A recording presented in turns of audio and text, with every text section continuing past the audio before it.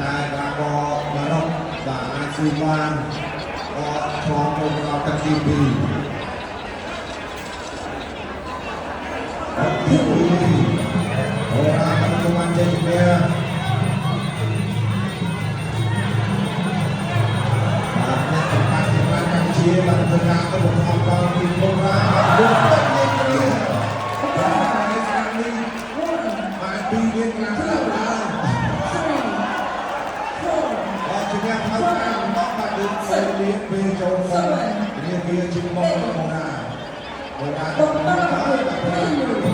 យ៉ាងណាមកពី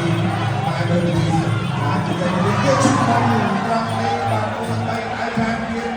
បាទបែកបានមានការឡើងមុខពីបែកអាចមានការវាត្រឹម3នេះ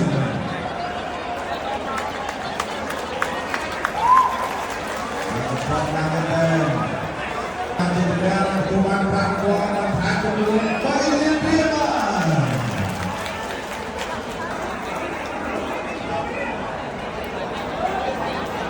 អត់បានទេបាយចង់លុយលោកចូលរឹងម្ដងយើងទៅស្នើពីទៅយើងបាត់បានក្រោមឆ្អឹងទី